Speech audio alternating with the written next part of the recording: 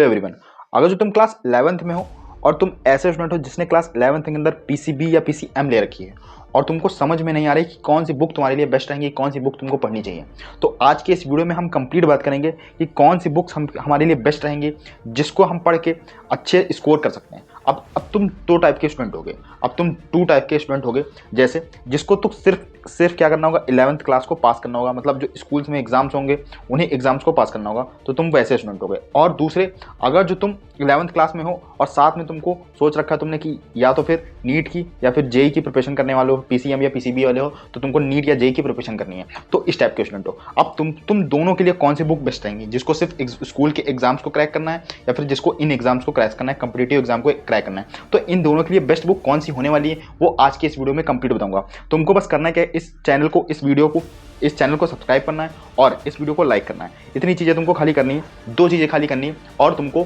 कुछ नहीं करना है। तो इस कंप्लीट वीडियो को जितनी बातें बताऊंगा तुमको फॉलो कर लो, जो बुक बताऊंगा वो तुमको फॉलो करनी है। अगर जो तुमने अभी तक कोई भी बुक नहीं पढ़ रखी, कोई भी बुक नहीं ले रखी है, तब भी कोई दिक्कत नहीं है, इस वीडियो में तुमको कंप्लीट सोल्यूशन मिलेगा, पूरा का पूरा सोल्यूशन इस वीडियो के अंदर मिलेगा तुमको। तो बात करते हैं एक एक सब्जेक्ट के ऊपर। सबसे पहले बात करते हैं फिजिक्स के ऊपर, फिर केमिस्ट्री में, फिर बायोलॉजी में और फिर मैथमेटिक्स में। तो इन चारों सब्जेक्ट के ऊपर हम बात करेंगे। तो सबसे तुम स्कूल के एग्जाम की प्रिपरेशन करने वाले हो, चाहे तुम नीट या जेई की प्रिपरेशन कर रहे हो, तुम्हारे पास एक बुक तो कंपलसरी है जो इन चारों सब्जेक्ट की तुम्हारे पास एक बुक कंपलसरी बुक है जो तुम्हारे पास होनी ही होनी चाहिए। वो इन चारों सब्जेक्ट की तुम्हारे पास एक बुक कंपलसरी है, वो बुक तुम्हारे पास होनी चाहिए। कौन सी? वो बुक होनी चाहिए एनसीईआरटी। ये एनसीईआरटी बुक तो तुम्हारे पास होनी ही होनी चाहिए, कंपलसरी बुक है। अगर जो ये एनसीईआरटी नहीं है तो सबसे पहले तो एनसीईआरटी को ही परचेज करो। एनसीईआरटी से बेस्ट बुक तुम्हारे लिए तो कोई नहीं है। फिर चाहे तुम स्कूल के एग्जाम की प्रिपरेशन कर रहे हो या फिर आईआईटी जेईई या नीट की प्रिपरेशन कर रहे हो, किसी भी कॉम्पिटिटिव एग्जाम की प्रिपरेशन कर रहे हो, तुम्हारे लिए बेस्ट बुक होने वाली है एनसीईआरटी। अब एनसीईआरटी के अलावा, मतलब इसके अलावा कौन सी बुक तुम्हारे लिए बेस्ट रहेगी तो उसके ऊपर बात करेंगे। जो तुम्हारे लिए बेस्ट बुक रहेगी वो तुम्हारी रहेगी एससी वर्मा। तुम एससी वर्मा की बुक सॉल्व कर सकते हो। तुम्हारे लिए इसमें थ्योरी, अच्छी सी थ्योरी लिख रखी है और तुम्हारे लिए क्वेश्चन प्रैक्टिस के लिए अच्छा खूब सारे क्वेश्चन रहेंगे। तुमको थ्योरी अच्छे से समझ में आएगी, कॉन्सेप्ट तुमको ज़्यादा समझ में आएंगे। अगर उस कॉन्सेप्ट क्लियर करने हैं तुमको, तो एससी वर्मा की बुक तुम खुद से पढ़ सकते हो। सेल्फ स्टडी के लिए बहुत ही अच्छी बुक है अगर तुम सिर्फ सेल्फ स्टडी करने वाले हो, तो फिजिक्स के लिए एससी वर्मा तुम्हारे लिए बेस्ट बुक रहेगी। बात करते हैं केमिस्ट्री की, तो केमिस्ट्री हमारे तीन पार्ट होते हैं। एक तो फिजिकल केमिस्ट्री होती है, इनऑर्गेनिक केमिस्ट्री होती है, ऑर्गेनिक केमिस्ट्री होती है।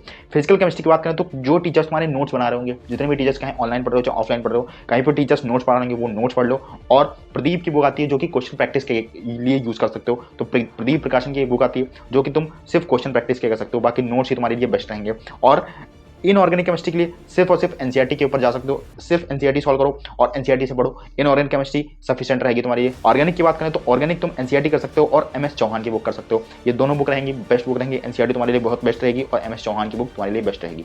बात करते हैं मैथमेटिक्स के लिए, तो मैथमेटिक्स के लिए तुम एनसीईआरटी सॉल्व कर लो। जब पूरी एनसीईआरटी सॉल्व हो जाए तब तुम एक्स्ट्रा प्रैक्टिस के लिए R S Agarwal, R D Sharma solve कर सकते हो। बेस्ट बुक रहेंगी तुम्हारी मैथ के लिए, लेकिन सबसे पहले एनसीईआरटी को तुमको कंप्लीट करना है। बायोलॉजी के लिए तो एक ही बुक रहेगी, वो तुम्हारी रहेगी एनसीईआरटी। एनसीईआरटी के अलावा तुमको क्लास 11th की या फिर क्लास 12th की बायोलॉजी की कोई भी बुक नहीं पढ़नी है, सिर्फ और सिर्फ एनसीईआरटी ही पढ़नी है। इसके अलावा तुमको कोई भी बुक नहीं पढ़नी है। तो ये था कंप्लीट कौन सी बुक तुमको पढ़नी है, कौन सी बुक नहीं पढ़नी है। अगर तुम चाहोगे तो इन सब का लिंक डिस्क्रिप्शन में डाल दूंगा, तुम वहां से जाके तुम उसको परचेज कर सकते हो। अगर तुमने परचेज नहीं की है, बुक तुम पढ़ रहे हो वो उसका आंसर तुम कमेंट में करो, कौन सी बुक तुम इस समय पढ़ रहे हो। मिलते हैं नेक्स्ट वीडियो में।